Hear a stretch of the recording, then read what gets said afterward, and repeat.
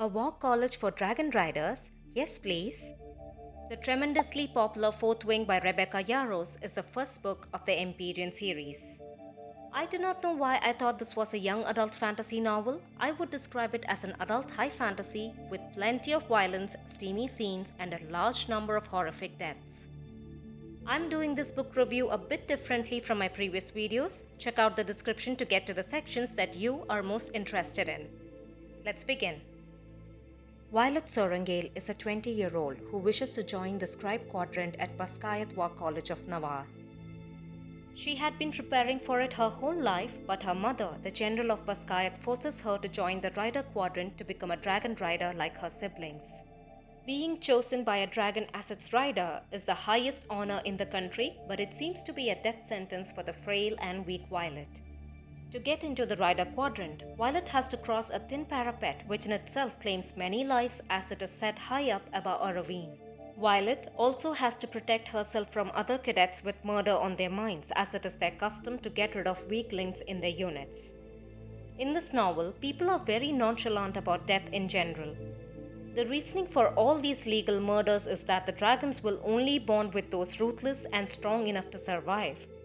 Now, this has to be some kind of propaganda, as we see that this is not the case, especially with Violet.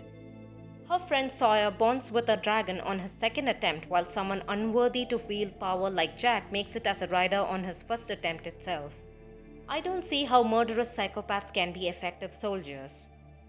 So, it has been set up clearly that this kingdom does not care about its cadets. The leadership just wants dragon riders to defend its borders against the griffin flyers from the neighboring kingdom of Boromiel. Right before Violet steps on the parapet, she meets Xaden, a third year who is out for her blood. He is the son of the rebellion leader who was captured by Violet's mother and executed publicly. The minute Violet sees him, she is incredibly attracted to him. Now, this is where it all gets frustrating. Every time Xaden makes an appearance, we are repeatedly told how beautiful and perfect he is, which becomes so annoying after a while. Violet does not have any other thought about him than he is dangerous, looks bored but hot while doing so. Moreover, Xaden's personality and his looks do not stand out from other young adult romance fantasy male leads. According to Violet, he wants to kill her, but he does not make any such move towards her.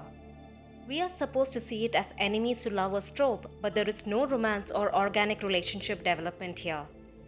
Especially with the revelation at the end, I could not understand why there would be any attempts on her life. Probably all the fake animosity was simply a plot device to create tension between the leads. Violet is shown as a frail character who is more than likely to be killed in the relentless trials of the college. However, she proves that she has what it takes to survive. She uses her biggest strength, her intelligence and knowledge to find loopholes in the rider rulebook. She also finds devious methods to beat rivals who are far more skilled than her. For example, she poisons all her challengers before their sparring matches. This strategy should have worked once or twice, but she manages to win her challenges 5 times in a row. It makes no sense that none of her professors noticed or even suspected what was happening. Her methods weren't creative enough to make me believe that this could actually work. It is understood that Violet does not have a great relationship with her mother, but I believe General Sorangale had something in mind when she forced Violet at the last moment to join the rider quadrant. Why else would her mother allow Violet to prepare herself to become a scribe her whole life if Sorangales are all meant to be riders? Her father is a scribe, so I do not believe her mother had a problem with scribes. I felt her mother had more faith in her than Dain. Dain is her best friend and the most annoying person in this book. He is the rules guy. Nothing is more important to him than authority and the rider codex. Initially, Violet had a one-sided crush on him, which I knew would fizzle out when she gets close to Xaden. He is caring and protective over Violet and keeps trying to smuggle her out of the rider quadrant to the scribe quadrant. It made sense that Dain was looking out for his friend, but he continues to whine about her safety even after she becomes a rider and keeps trying to hold her back. But Violet does manage to make some real friends in her squad who cheer her on and always have her back. The presence of characters like Riddoch, Liam and Rhiannon brings some lightheartedness and warmth in such a grim setting. We all need people like that in our squad, don't we? Dragons are the best part of this novel. The dragon lore and history was pretty cool. After surviving all kinds of deadly challenges and obstacle courses, the first-year cadets have to present themselves to the dragons who will assess them. After the presentation, the dragons choose their riders in a ceremony called the threshing. Once a rider bonds to their dragon, they can start channeling power through their bonds and perform magic.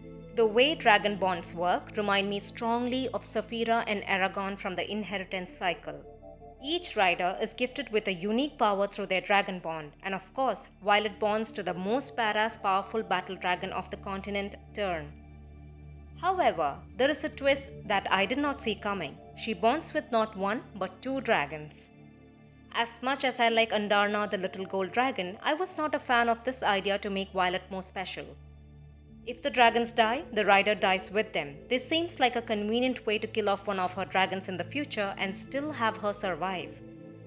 Soon, Violet uncovers a very dangerous secret that the leadership is keeping from the citizens, a secret they are ready to kill for. Just like that, everything Violet knows about the political landscape and the lore of the land is thrown into question while attacks continue to rise along the borders. I thoroughly enjoyed the story. This is a unique fantasy world the author has built with an excellent lore and ancient history which is directly connected to the current conflicts in the novel. Every scene with dragons was exciting and fun to read, especially with Tairn being the highlight of the novel. There is always something happening with Violet, so there is continuous action and the pace does not let down at any point. Right from the first chapter, we are provided so many details like the lore, family dynamics, magic system and more that set the tone for the novel. As the story is told from Violet's perspective, the setting is almost entirely confined to the college. Since this is a war college that involves dragons and border conflicts, of course there is plenty of action. The dragon battle scenes were very well executed and fast-paced. Most of the information about this world comes from Violet herself. In a life or death situation, Violet recites geography and politics of this world to calm herself. This may seem a strange way to provide details to the readers, but I enjoyed it as it was a very different strategy the author used, and the info being given was obviously important enough to pay attention to. The idea of a powerful evil deliberately hidden from this world was pretty thrilling. The magic system and the world building is well structured too. There is a very rich history to this land, and I loved how ancient lore has been spread throughout the story. The best moment in the novel was the threshing. All the pain and hardship comes down to this one day where the dragons may just incinerate you or one of them may deem you worthy of being bonded to. This is where Tairn makes a dramatic entrance and steals the show from here onwards. Tairn gives off this wise, sagely, no-nonsense vibe that I instantly loved. His speech is more distinct as his language is more dignified than the other characters. I like that Violet is not one of those annoyingly perfect and arrogant female leads. Violet is fully aware of her limitations and works on finding alternate solutions without panicking. Even after she bonds with her dragon, she has such low self-worth that she tries to convince her dragon that this was a mistake. Later, she slowly starts believing in herself, growing more confident, showing a little character development. Still, she is not my favorite character. My favorites in the novel are Tairn and her squad mates. Her friends add energy and humor, having each other's back throughout the story. The relationship is simply not original. We know from the moment they meet that Xaden is who Violet will end up with. It was not convincing at all that this guy would harm her in any way. Her obsession with Xaden's looks becomes tiring after a while. If we remove 80% of her descriptions of Xaden every time she looks at him, the book would have been crisper. Moreover, there are some convenient plot devices to keep them together for the rest of their lives. This relationship does not move the story. If the obsession had been toned down a little, I would have enjoyed the book far more. I was not fond of the writing. There was nothing elegant about it. There is also a lot of swearing and the dialogues are kind of cringe. There are also many repeated phrases throughout the novel. I had to reread many parts because it was unclear who was speaking, what the context was, and so on. Why? because Violet talks to the dragons as well as Xaden in her mind while having a different conversation with her classmates around her. The intimate scenes were pretty graphic but felt like poor fan fiction. But I have to say that even with its weak writing, the author managed to make me feel for certain characters and be involved in the story. She is bold enough to kill off lovable characters too, one of which hurt so deeply. Since Violet is too short to climb up her dragon, Xaden builds a saddle for her, but her prideful dragon insists on wearing it himself. No matter how much I try to visualize this, I cannot see Tairn wearing a saddle in any dignified manner on his own. Don't you need thumbs for that kind of a thing? For a long while, I kept going back to see how this could be accomplished.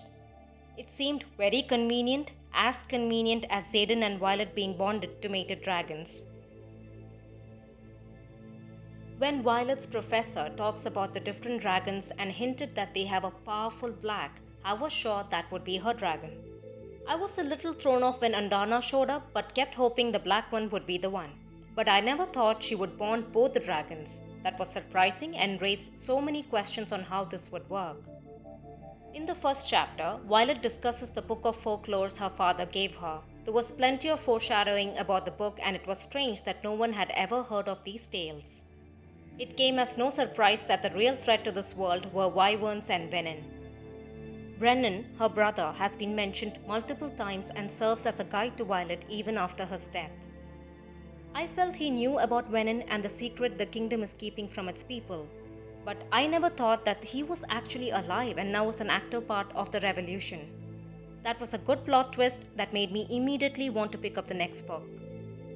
Though Dain was annoying for most of the novel and Tairn did warn Violet about him, I felt Dain's hostility was because of Xaden.